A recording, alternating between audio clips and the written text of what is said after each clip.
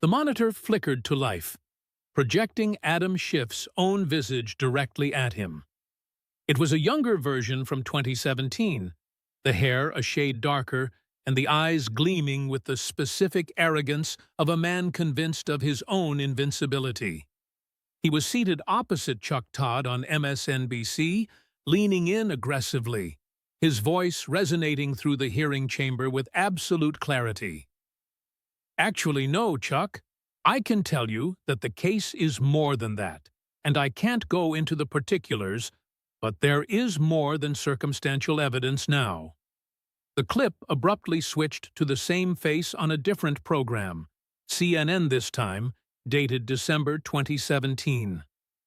The Russians offered help.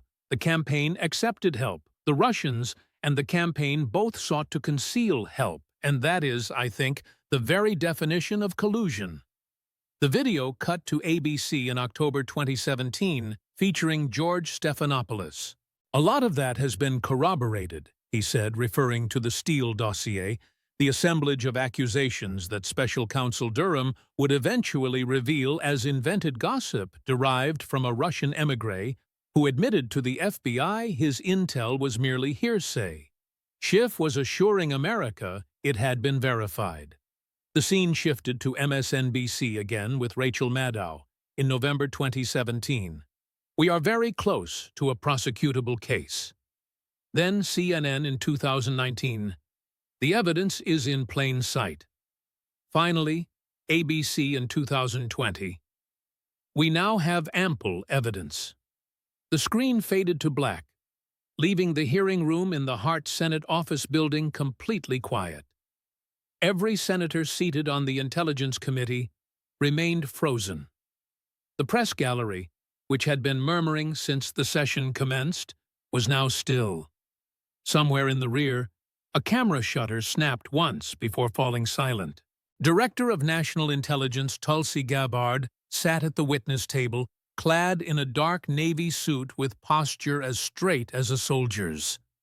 It was the stance of a woman who had spent 2 decades in uniform, with 3 combat deployments and sufficient time in hearing rooms to understand that silence, when wielded correctly, screams louder than any verbal attack. She allowed the quiet to linger for 3 full seconds before she began to speak. "Now let me read what the witnesses who testified before your committee said under oath, Senator." She opened a simple manila folder, not a thick binder, because the truth was far more concise than the lies. Former Director of National Intelligence James Clapper, quote, "I never saw any direct empirical evidence that the Trump campaign or someone in it was plotting or conspiring with the Russians to meddle with the election." End quote. She turned the page to former Deputy Attorney General Sally Yates, who was asked if she possessed evidence of collusion, and the answer was no. On another page, former National Security Advisor Susan Rice faced the same inquiry and gave the same answer. No. She closed the folder.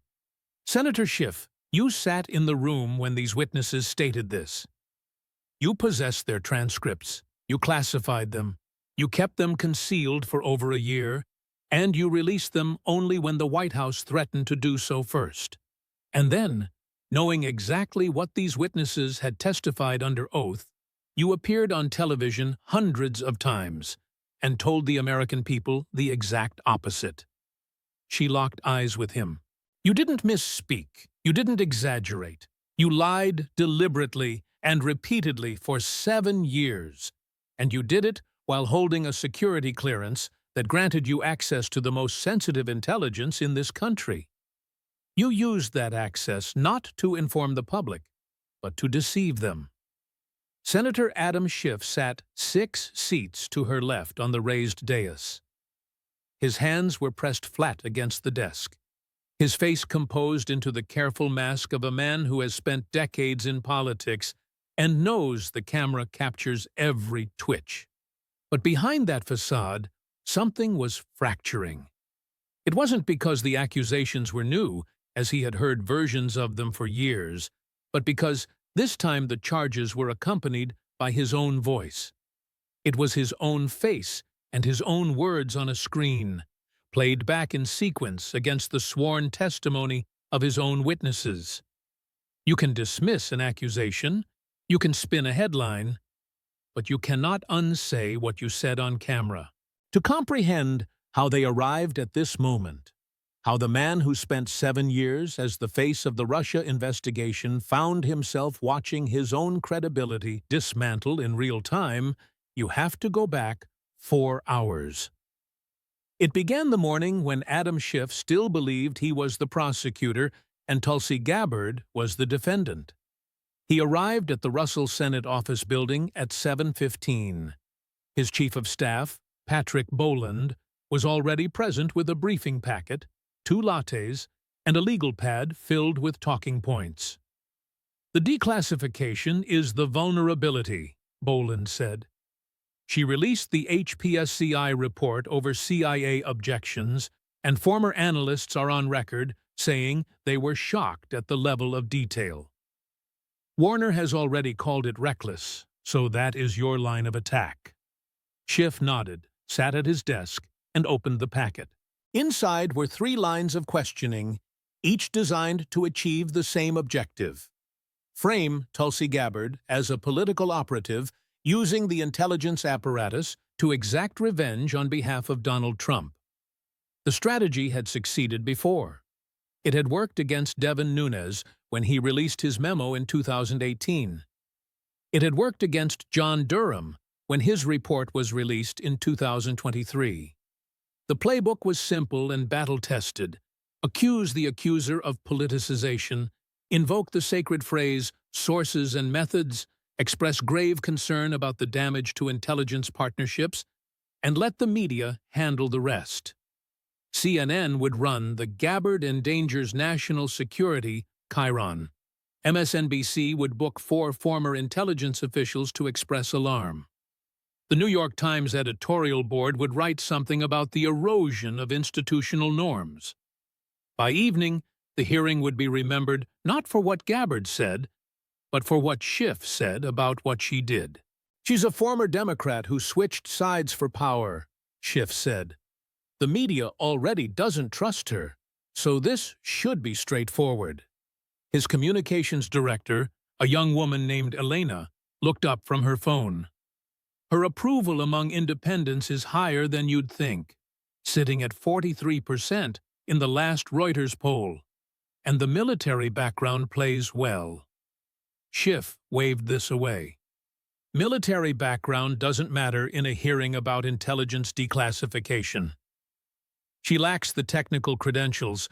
She's never been an analyst and never run an intelligence operation. She got the job because she stood on a debate stage and endorsed Trump, and that is the story. He had spent the previous evening rehearsing his questions in his Senate office, just as he always did before a major hearing. He had a specific method: write the question on a note card, practice delivering it 3 times, and time the dramatic pause. He knew exactly when to slow down for emphasis, exactly when to look at the camera instead of the witness, and exactly when to repeat a phrase for the clip. He had rehearsed 5 questions, each one building toward the same conclusion. Gabbard is a political operative, not an intelligence professional. She is declassifying to help Trump, not to inform the public. She is a weapon, not a watchdog. "The censure didn't stick," Boland reminded him, "and it actually helped your fundraising. Durham didn't stick. Mueller didn't stick. She's going to bring up the same talking points Republicans have been using for years, and you'll bat them away the same way you always do." Schiff smiled, knowing he had survived worse. He had survived the Mueller investigation, finding no conspiracy. He had survived the Durham report. He had survived the censure resolution, having actually fundraised off it, turning the condemnation into a badge of honor. It was a proof of concept that he was so effective against Trump that Republicans had to officially punish him. He had turned every attack into a weapon, every accusation into a fundraising email, and every setback into a narrative of political persecution. What Schiff didn't know, because he had spent so long being the person who controlled the narrative that he'd forgotten other people could control it too, was that Tulsi Gabbard had spent 3 weeks preparing for this hearing. She prepared the way a combat medic prepares for a mass casualty event, methodically, quietly, with the understanding that when the moment comes, you don't have time to improvise. 3 miles away, in a secure conference room at ODNI headquarters in McLean, Virginia, Gabbard sat with her general counsel, Marcus Webb, and a small team of analysts. They had spent the past month building what they called, with the dark humor common to intelligence professionals, the Schiff file. The file was organized chronologically. It began in January 2017 and ended in July 2025. It contained 3 categories of material, each devastating on its own, but catastrophic in combination. Category 1. Every public statement Adam Schiff had made about Russia collusion on television, radio, or in print. There were over 200 instances. The team had compiled them into a searchable database with timestamps, networks, and exact quotes. They had also edited a compilation video, 12 minutes long and professionally cut, that showed Schiff making the same claims across dozens of appearances, year after year. More than circumstantial evidence, collusion is a fact. The evidence is in plain sight. Ample evidence. It was the same words, the same confident delivery, and the same careful eye contact with the camera. Category 2. The sworn testimony of Obama administration officials before Schiff's own committee. Testimony Schiff had kept classified until forced to release it. Clapper, Yates, Rice, Lynch, Comey, Power, Rhodes. Not one of them had confirmed the existence of evidence of collusion between the Trump campaign and Russia. Not a single one. Category 3. The declassified documents from July 2025, the HPSCI report, the whistleblower account, and the internal emails showing how the intelligence assessment on Russian interference had been constructed, revised, and promoted despite internal dissent about its conclusions. He'll go after the declassification, Webb said. Sources and methods, CIA objections. That is his comfort zone. Let him, Gabbard said. Every time he talks about the sanctity of classified information, I get to ask him about reading the Steele dossier into the congressional record. It was a document funded by the Clinton campaign, sourced from a fired FBI informant that the FBI's own sub-source said was based on rumor. He entered it into the permanent record of the United States Congress as fact. She closed the file. He thinks this hearing is about me, about what I declassified, about whether I'm qualified. He's going to spend his 5 minutes trying to put me on trial, and every time he opens a door, I'm going to walk through it with his own words. Webb nodded. What if he doesn't take the bait? He will, Gabbard said. He can't help himself. He spent 8 years being the smartest person in every room, the person nobody challenges, the media's favorite prosecutor. He's never been in a hearing where the witness fights back, and he's never been in a hearing where the witness has his transcripts. She paused, picking up a printout of a screenshot of Schiff on CNN from February 2018 captioned, Schiff, evidence of collusion is clear. You know what's remarkable about this? She asked. He didn't even need to be careful. He could say anything, anything at all. And nobody in the media would push back. Not Chuck Todd, not Rachel Maddow, not Anderson Cooper. He had the magic shield. I'm the chairman of the Intelligence Committee. I have access to classified information you don't have, trust me. And they did for years. The only person who ever pushed back on a major network was Morgan Ortagus on The View in 2021. And she was a guest host, not even a regular. She asked him point blank about the Steele dossier, and he called her premise a smokescreen. That's how insulated he's been. One adversarial question in 7 years. We're going to give him a lot more than one. Webb looked at the flash drive containing the compilation video. Are we sure about playing this in the hearing, as it is unprecedented? So was reading fabricated intelligence into the congressional record, Gabbard said. So was inventing presidential quotes and calling it parody. So was lying about talking to a whistleblower. He set the precedent for the unprecedented. I'm just following his lead, and he's never been in a hearing with someone who used to sit on his side of the aisle and knows exactly how the machine works. The hearing began at 10 Audic. The hearing room was at capacity 30 minutes before the gavel. Schiff arrived through the main entrance, pausing briefly for the camera cluster in the hallway. Today, we hold the intelligence community accountable for politically motivated declassifications that endanger American sources and methods, he told a reporter from CNN. He wore a charcoal suit and a blue tie, his standard hearing attire chosen because it reads well on camera and projects the sober authority of a man who takes classified information seriously. The irony of that particular projection would become apparent within the hour. Gabbard entered through a side door, with no entourage and no dramatic statement to the press. Just a woman with a folder and a flash drive walking to the witness table. She wore a dark navy suit, no jewelry, and no accessories. The aesthetic was deliberate, military briefer, not politician. She adjusted her microphone, poured a glass of water, and waited. She didn't look at Schiff, because she didn't need to. She knew exactly where he was sitting and exactly what he was planning to say.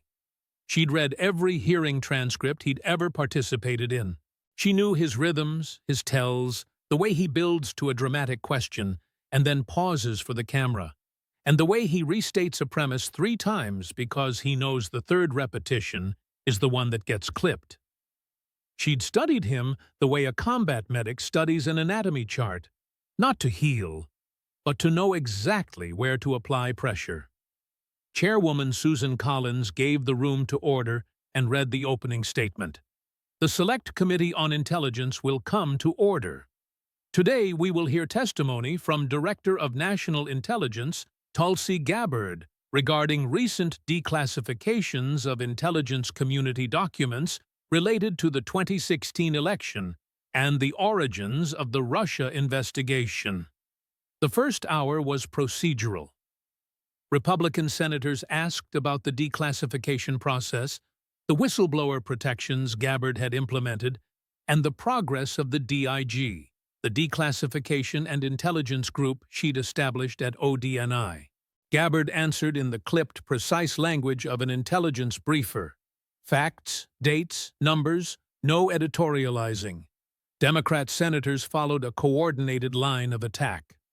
Senator Warner of Virginia asked about CIA objections to the declassification. Senator Heinrich of New Mexico raised concerns about foreign partner relationships. Senator King of Maine asked whether the documents had been reviewed by all 17 intelligence agencies before release. Gabbard answered each question directly, acknowledging the concerns while noting that the president had constitutional declassification authority. Then it was Schiff's turn. He adjusted his microphone, straightened his notes, and looked down at the witness table the way he had looked at hundreds of witnesses before. It was the look a prosecutor gives a defendant who doesn't yet know the trap has been set. Director Gabbard, he began, in July, you declassified a House Intelligence Committee staff report from 2008 that had been kept classified by both the first Trump administration and the Biden administration. You did so over the objections of CIA officials who warned, and I'm quoting from NBC News, that the level of detail exposed could alert Moscow to how intelligence was collected and potentially endanger sources. Former CIA analyst Michael Van Landingham said he was, quote, shocked at what was revealed. My question is simple. Did you prioritize political impact over the safety of intelligence sources? Gabbard leaned toward her microphone. Senator, thank you for the question. The decision to declassify was made in coordination with the President, who has constitutional authority over classification. I take the protection of sources and methods extremely seriously. As someone who served in a combat zone in Iraq, in Kuwait, and on the Horn of Africa, my life depended on the quality and security of intelligence. I understand the stakes in a way that goes beyond the theoretical. With respect, Director, you didn't answer my question. I'm getting there, Senator. I wanted to establish my perspective on classified information because you've raised the subject of its sanctity, and I'd like to address that directly. She opened her folder. On March 20th, 2017. Adis. You sat in this building, not this room, but the House equivalent, and during an Intelligence Committee hearing, you read allegations from the Steele dossier into the congressional record. The Steele dossier was a collection of opposition research funded by the Hillary Clinton campaign through the law firm Perkins Coie and the research firm Fusion GPS. Its primary source, Igor Danchenko, was later charged by Special Counsel Durham with making false statements to the FBI. Danchenko himself told the FBI in January 2017, 2 months before your hearing, that his information was, and I quote, hearsay and just talk. She looked up. The FBI had already discredited the dossier's key claims and fired Christopher Steele as an informant by the time you read it into the congressional record. Inspector General Horowitz later found 17 significant errors and omissions in the FISA applications that relied on it. And yet, you presented those allegations, unverified, debunked, sourced from Kremlin-linked gossip, as fact on the floor of Congress in the permanent record. So when you ask me about the sanctity of classified information, Senator, I take the question seriously. But I'd respectfully note that the person asking it is the same person who entered fabricated intelligence into the congressional record and defended it on 200 television appearances. The hearing room shifted. Not dramatically, as hearings don't shift the way courtrooms do in movies, but there was a perceptible change in the quality of attention. It was the way people stop looking at their phones and start looking at the people in front of them. Schiff's jaw tightened. He had expected the Steele dossier to come up. He had an answer prepared. He'd used it before on The View, on CNN, and in dozens of interviews. He couldn't have known people were lying to Steele. The dossier needed to be investigated. He was doing his job. Director Gabbard, the Steele dossier was a matter of legitimate concern that warranted investigation, and I stand by the committee's decision to examine its allegations. Senator, I'm not asking about the committee's decision. I'm asking about yours. Your personal decision to read unverified claims into the permanent record. Your personal decision to go on television afterward and tell Chuck Todd you had seen more than circumstantial evidence of collusion. Your personal decision to tell CNN that collusion was a fact. Your personal decision to tell Rachel Maddow you were very close to a prosecutable case. She paused. I'd like to tell you what the witnesses who testified to your own committee said under oath in closed session, testimony you classified and kept secret until 2028. Former DNI James Clapper, I never saw any direct empirical evidence that the Trump campaign or someone in it was plotting or conspiring with the Russians. Former Deputy AG Sally Yates asked if she'd seen evidence of collusion. No. Former National Security Advisor Susan Rice. No. Former Attorney General Loretta Lynch. Former UN Ambassador Samantha Power. Former Deputy National Security Advisor Ben Rhodes. None of them, not one, confirmed the existence of evidence that you claim to have on television. You had their transcripts, Senator. You sat in the room when they said this, and then you went on camera and told the American people the opposite. She let the fact sit in the air like smoke. And I can speak to this from a particular vantage point, Senator. Because when you were making those claims, I was a member of the Democratic Party. I was serving in the House of Representatives. I was watching you do it. And what I saw, a colleague using classified access to deceive the public for political advantage, is one of the reasons I left the party. This was the moment Schiff hadn't prepared for. Not the accusations, as he'd heard those before, but the source. Gabbard wasn't a Republican operative. She wasn't a Fox News commentator. She was a former Democrat, a former colleague, and a combat veteran who had served in Baghdad while he was building his television career.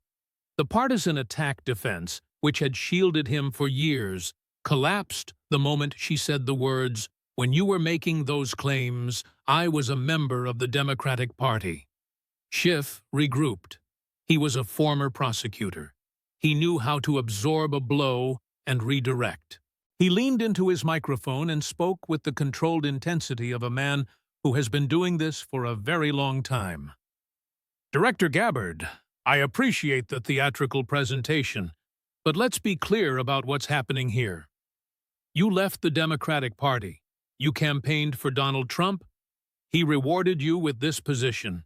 And now you are using the intelligence apparatus to conduct a political prosecution of a sitting United States senator. The same apparatus you accuse me of politicizing. This isn't oversight. This is retribution." Gabbard nodded slowly. "Senator, you're right that I left the Democratic Party. Let me tell you why." Her voice shifted, not louder, but deeper. It was the voice of someone accessing something real. In 2004, I was a state representative in Hawaii, 23 years old. I had just been re-elected. My unit, the 29th Infantry Brigade Combat Team of the Hawaii Army National Guard, was called up for deployment to Iraq. I wasn't on the mandatory roster. My commander told me I could stay home, keep my seat, and keep my career. I volunteered instead. I became the first sitting state official in American history to voluntarily leave public office to serve in a war zone. I served in a medical unit at Logistical Support Area Anaconda in Baghdad. I treated wounded soldiers. I read casualty lists every morning looking for names I recognized. The sign at the entrance to our base said, "Is today the day?" That was our greeting every day for 12 months. When I came home, I served in Congress as a Democrat for 8 years. I ran for president as a Democrat. I served on the Armed Services Committee and the Foreign Affairs Committee. And what I saw, Senator, from the inside, was a party that would say anything, use any institution, and weaponize any piece of intelligence to maintain power. The Russia collusion narrative wasn't intelligence analysis. It was a political operation, and you were its chief architect. So no, Senator, I didn't leave because Trump recruited me. I left because of what I saw people like you doing with classified information. I left because I watched you go on television and claim you had evidence that didn't exist, while the actual evidence, the testimony of your own witnesses, sat in a classified vault that you refused to open. I served in Baghdad while you served on CNN, and I take the integrity of intelligence more seriously than you ever have. The room was quiet. Schiff's communications team, watching from a staff office on the 3rd floor, exchanged a look that political operatives exchange when they realize the playbook isn't working. Elena texted Boland, "He needs to pivot now." But Schiff didn't pivot. Schiff did what Schiff always does when a line of attack isn't working. He escalated. It was the instinct that had made him famous, and the instinct that would now unmake him. "Director Gabbard, since you've raised the subject of credibility, let me remind you. Senator, since you've raised it, let me add to the record. She didn't wait for permission. The cadence of the exchange had shifted. She was no longer answering questions. She was conducting a deposition.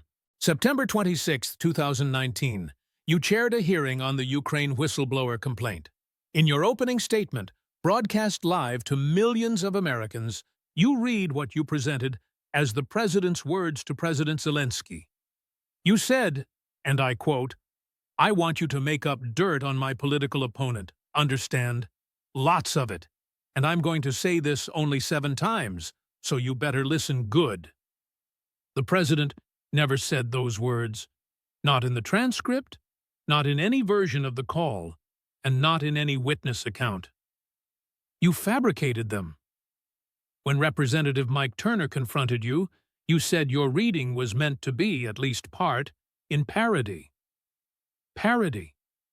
The chairman of the House Intelligence Committee, the person entrusted with oversight of the most sensitive intelligence operations in the United States, fabricated presidential quotes during an impeachment hearing that was broadcast to the entire nation, and he called it parody. She turned a page. 8 days before that hearing, September 17, 2019, you appeared on MSNBC. A reporter asked you directly whether you or your committee had communicated with the whistleblower. You said, and I quote, "We have not spoken directly with the whistleblower. We would like to." PolitiFact rated that statement false. Your committee staff had in fact communicated with the whistleblower before the complaint was filed. The whistleblower had approached your aide, and your aide had briefed you on the outlines of the complaint. You knew, and you said the opposite on national television. Then, when the coordination between your staff and the whistleblower was publicly revealed, you reversed course. You had been demanding that the whistleblower testify publicly, but once the coordination was exposed, you blocked the testimony.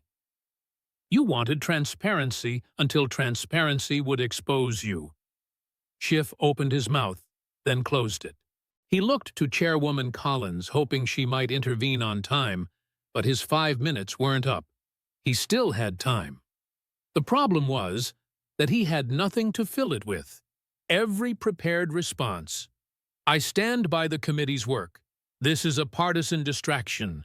The evidence speaks for itself," sounded hollow against the specific, dated, documented record that Gabbard was reading into this hearing. It was the same way he had once read the Steele dossier into his. Gabbard continued, "And since we're discussing patterns of credibility, Senator, I'll note one more item for the record. In May 2025, the director of the Federal Housing Finance Agency submitted a criminal referral to the Department of Justice, alleging that you falsified bank documents and property records on 5 Fannie Mae loans between 2003 and 2019. The allegation is that you claimed your Maryland home as your primary residence on mortgage applications, while simultaneously claiming your California condominium as your primary residence for a homeowner's tax exemption. Both at once for 16 years. Fannie Mae's Financial Crimes Unit concluded you engaged in what they called a sustained pattern of possible occupancy misrepresentation. The U.S. Attorney's Office in Maryland has reportedly opened an investigation. I don't know if you're guilty, Senator. That's for the Justice Department to determine. But I find it relevant to this hearing that a man who spent 7 years accusing a president of being compromised by a foreign power based on evidence that his own witnesses said didn't exist is now accused with documentary evidence of lying to banks to get better mortgage rates. Schiff's face had gone through several phases during the exchange. Controlled composure, studied indifference, a flash of anger when the mortgage referral came up, and now something else. Something that looked, to the trained eye of the C-SPAN cameras, like the particular stillness of a man who realizes he is watching his own narrative collapse and has no way to stop it. "This is exactly what the Trump administration wants," he said, and his voice had lost its prosecutorial edge, replaced by something tighter and more defensive. "Using the intelligence apparatus to persecute political opponents. This is authoritarianism." "Senator," Gabbard said, "I'd like to play something for the committee if the chairwoman permits." Collins nodded. Gabbard's aide pressed a button. The screens on either side of the hearing room lit up, and now we're back where we started.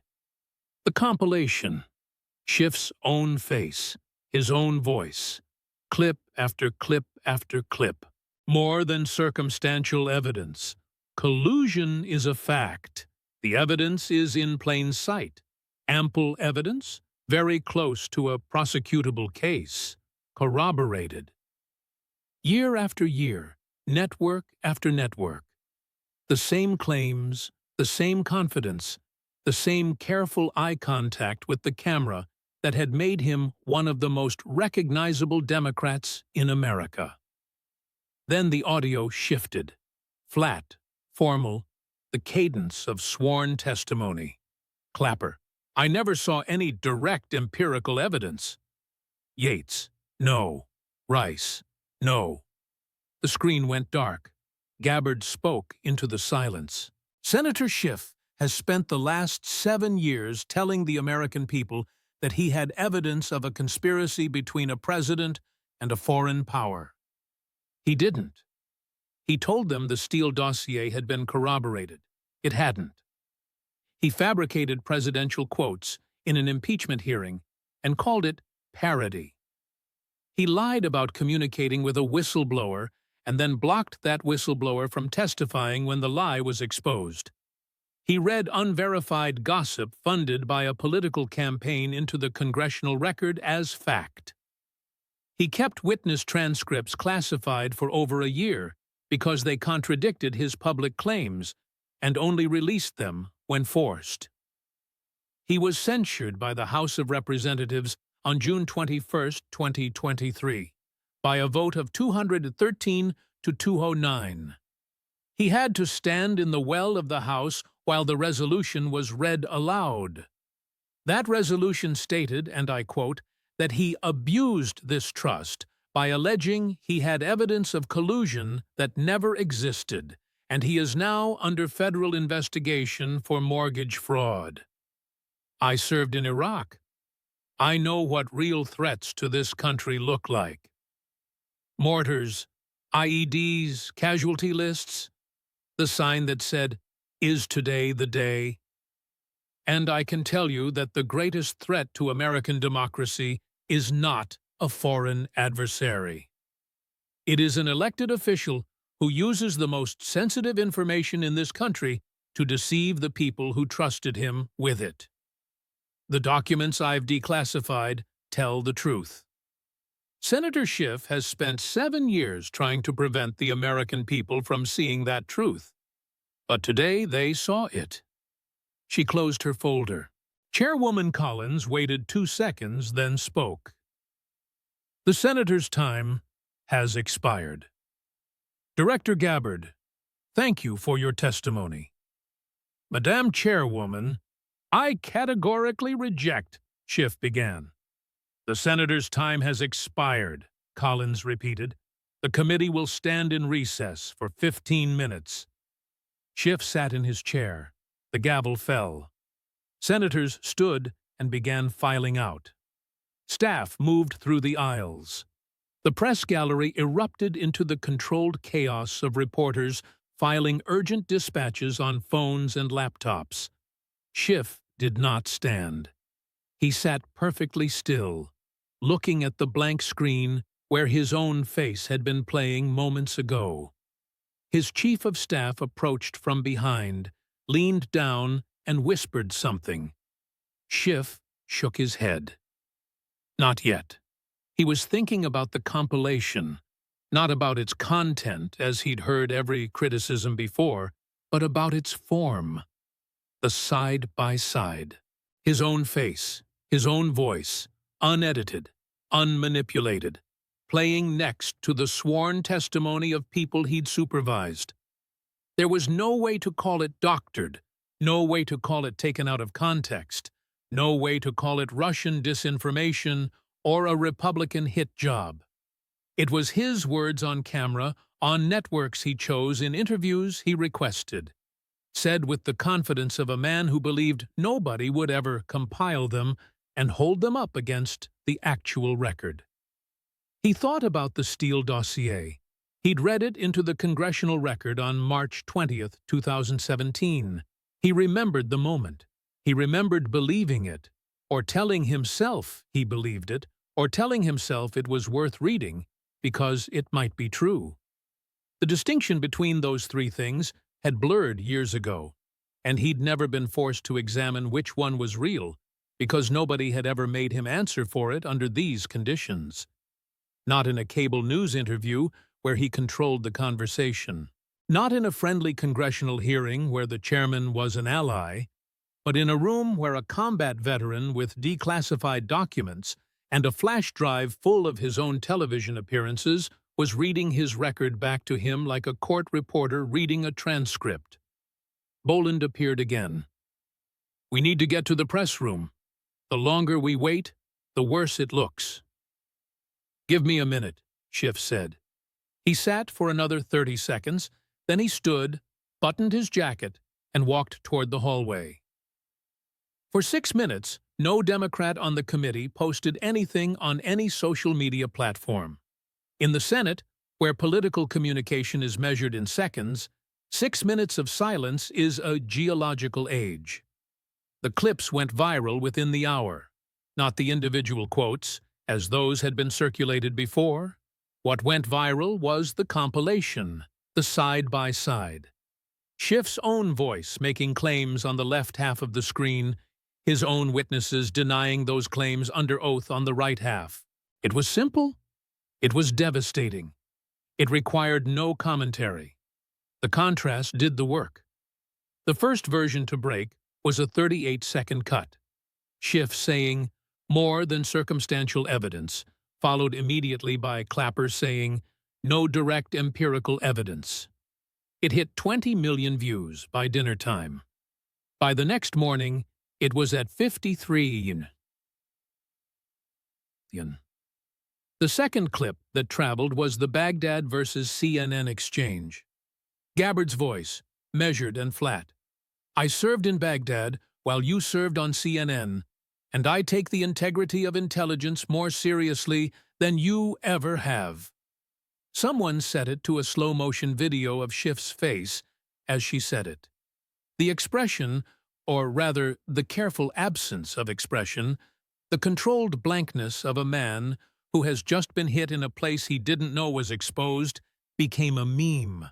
The third was the parody takedown. Gabbard reading Schiff's fabricated Trump-Zelensky quotes back to him. Then the single word, parody. Someone overlaid a dictionary definition of parody on screen and added a question mark. It was shared 4 million times in 24 hours. Schiff held a press conference 90 minutes after the hearing recessed. He stood in the Russell Building hallway with his communications director and 2 sympathetic senators, and he delivered the statement his team had prepared during the recess. "What you saw today," he said, "was the latest example of the Trump administration using the intelligence community as a weapon against its political opponents." Director Gabbard's performance was not oversight. It was political theater designed to distract from this administration's systematic dismantling of the institutions that protect our democracy. The words were right, the framing was right, and the delivery was polished. But the problem was structural. Gabbard hadn't mentioned Trump once during the exchange. She hadn't mentioned the Republican Party. She hadn't mentioned any political agenda.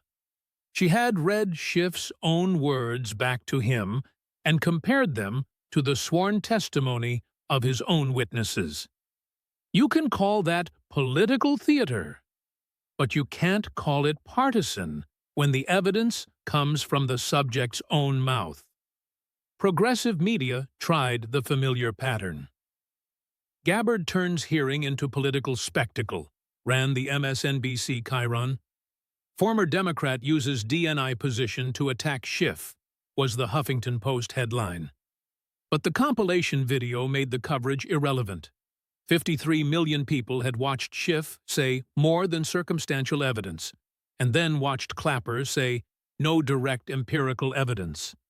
The spin couldn't survive the side-by-side. The most unexpected reaction came not from Republicans or Democrats, but from former Democrats. People who had left the party over the past 4 years and seen in Gabbard a reflection of their own journey. A retired Army sergeant in Ohio posted a video that got 11 million views. I left the Democratic Party in 2022 because of exactly what Gabbard described. They weaponized everything: intelligence, the DOJ, the media, and Schiff was the face of it. I watched him say he had evidence for 3 years. He didn't, and I feel like an idiot for believing him. A veteran journalist, unnamed, writing anonymously for a media criticism newsletter, published a piece that ricocheted through newsrooms. I spent 3 years repeating Adam Schiff's claims about collusion evidence on air. He was my most frequent source. He was articulate, authoritative, and absolutely certain. And he was lying. I knew the intelligence community wasn't confirming his claims. I ran them anyway because he had clearance and credibility. He used us. We let him. That's on both of us. A former Democratic state senator from Michigan, who had left the party in 2023, posted a thread that was shared 250,000 times. I canvassed for Democrats using the Russia collusion story. I told voters their democracy was under attack by a foreign power. I believed Adam Schiff. Today, I watched him sit in silence while his own words were played back to him.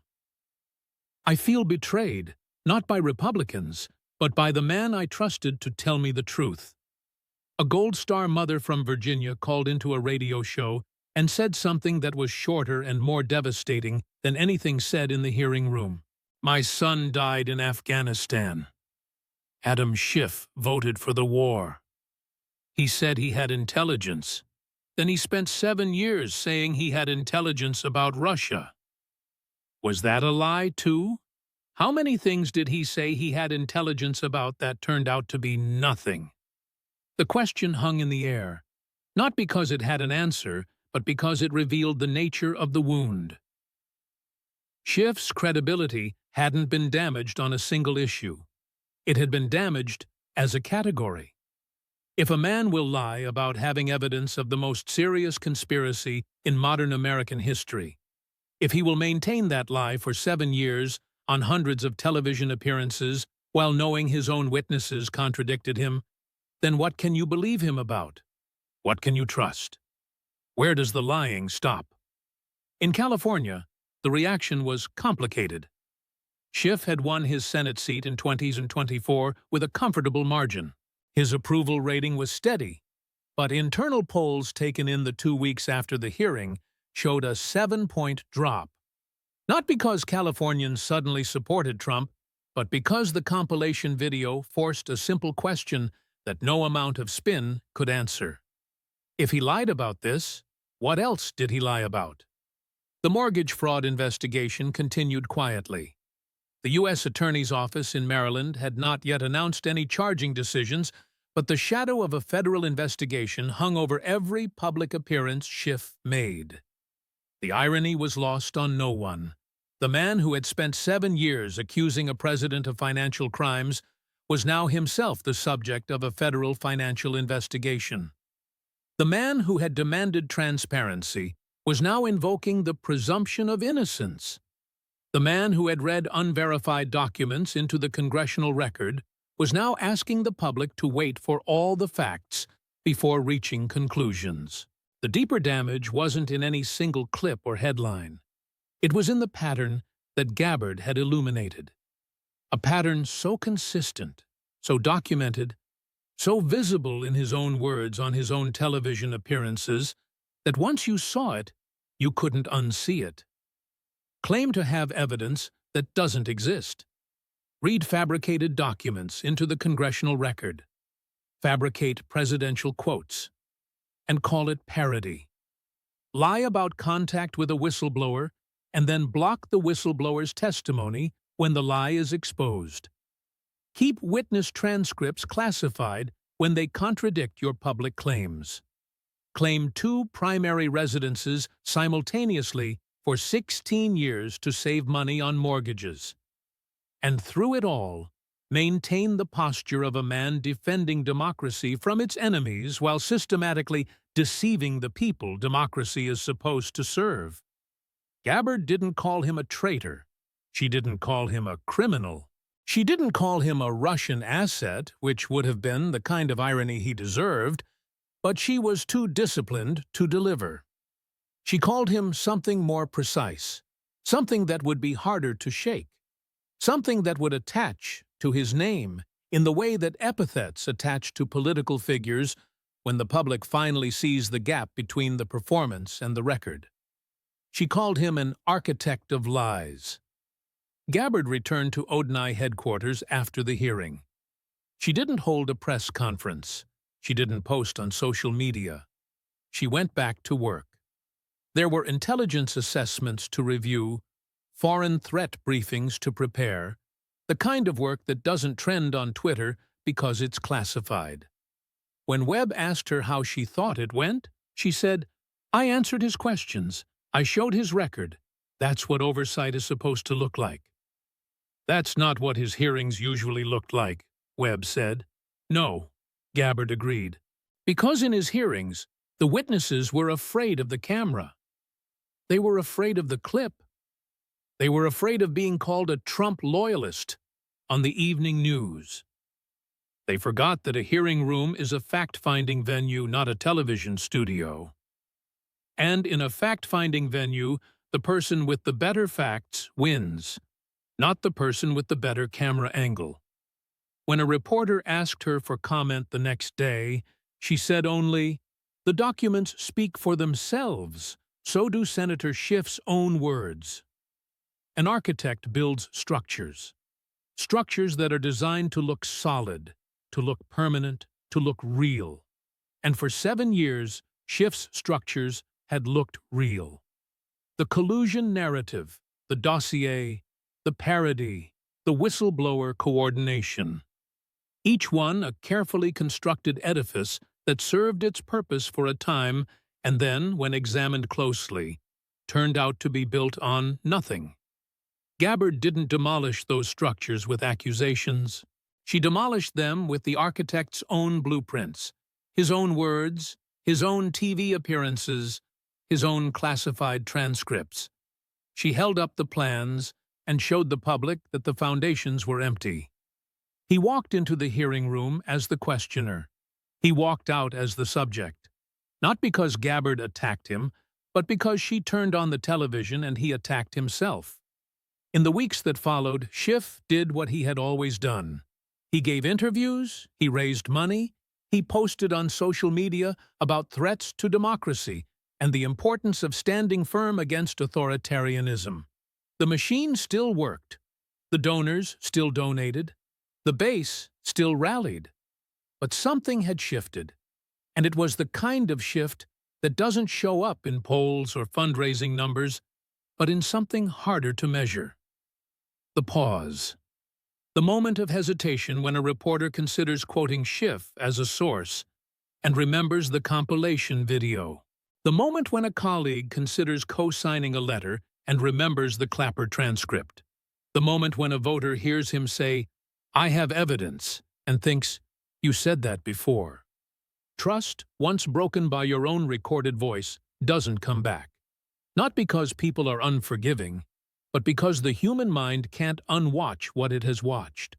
And 53 million people had watched Adam Schiff contradict himself, clip by clip, year by year. In his own words, on his own chosen stages, with his own confident delivery. The architect had built his most impressive structure, and then, in a hearing room in the Hart Building, a combat veteran from Hawaii showed the American people that the building had no foundation. She didn't demolish it. She just turned on the lights, and the building, which had looked so solid in the dark, so imposing, so permanent, so real, turned out to be hollow. A facade built from television appearances and classified access, and the particular authority that comes from saying, "I've seen the intelligence," to a country that had no way to check. Now they could check. The transcripts were public. The compilation was everywhere. The documents were declassified. And a combat veteran who had served in Baghdad and Kuwait and the Horn of Africa, a woman who had left the party, left the comfort of the narrative, left the protection of the machine, had done the simplest and most devastating thing a person can do to an architect of lies. She showed the blueprints, and the American people, 53 million of them and counting, looked at the blueprints and looked at the building and saw that there was nothing inside. There never had been.